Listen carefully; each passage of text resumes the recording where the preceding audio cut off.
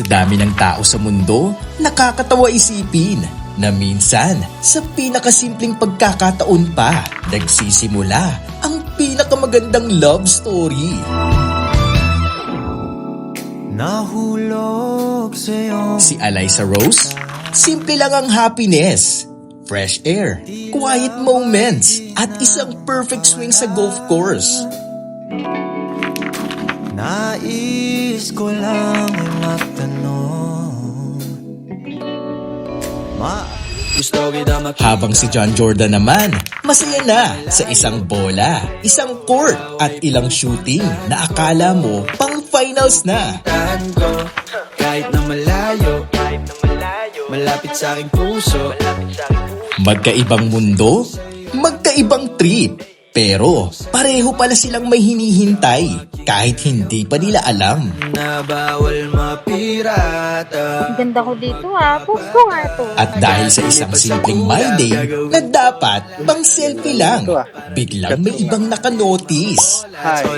Isang hi na may halong lakas ng loob at konting kapal ng mukha. Isang scene na medyo nakaka-overthink hanggang sa naging usapan, naging tawanan, at unti-unting naging dahilan kung bakit araw-araw na silang nag-uusap. Parang hindi. Hindi kita maalala. Tsaka lang yun, parang may papag-usapan. By the way, kumain ka na ba, Seth?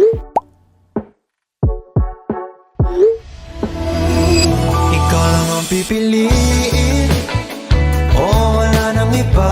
Hanggang sa dumating ang araw na mula sa chat, naging totoo ang lahat. Makasama hanggang sa pagtanda. At lagi kong ulitin, ipapalala sa'yo. Ikaw ang panalangin. Ikaw ang panalangin. Unang kita, unang hi, at yung feeling na parang ang tagal nyo nang magkakilala.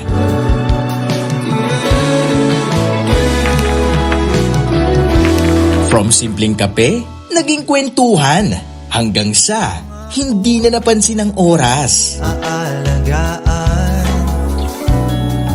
ibibigay lang. At mula sa kanya-kanyang mundo, natutunan nilang pasukin ang mundo ng isa't isa. Si Alyssa Rose, natutong mag-enjoy sa mga simpleng moments kasama siya. Malayo, malapit sa aking puso. Pangako na sa iyong Dito nagsimula yung hindi lang pala ito basta coincidence. Ang galing naman dyan. Siyempre. Kailangan kasi pag nag-golf. malayo. Ikaw ay pupuntahan ko. Pupuntahan ko. Kahit na malayo, malapit sa aking puso. Yay! Ang galing! Tama-tama. Lang to, sa iyong sayo ako. Ikaw aking kayamanan na bawal mapira. At sa gitna ng lahat ng saya, natutunan din nilang huminto at magpasalamat. Magkasama sa tahimik na lugar kung saan mas nararamdaman nila na hindi lang ito basta kwento, kundi plano. Tatawid ng dagat, lilipad sa ulap, gagawin ko na Mula sa isang hi, hanggang sa araw-araw na good morning at good night. ulan. Mula sa simpleng pagkikita, hanggang sa hindi na kayang mawala ang isa't isa. Dito nila napatunayan na ang tamang tao darating sa tamang panahon. At ngayon, hindi na lang ito kwento ng dalawa, kundi simula ng habang buhay. Alyssa Rose and John Jordan, hindi lang pinagtagpo, kundi pinili araw-araw. Hanggang sa habang buhay. Ikaw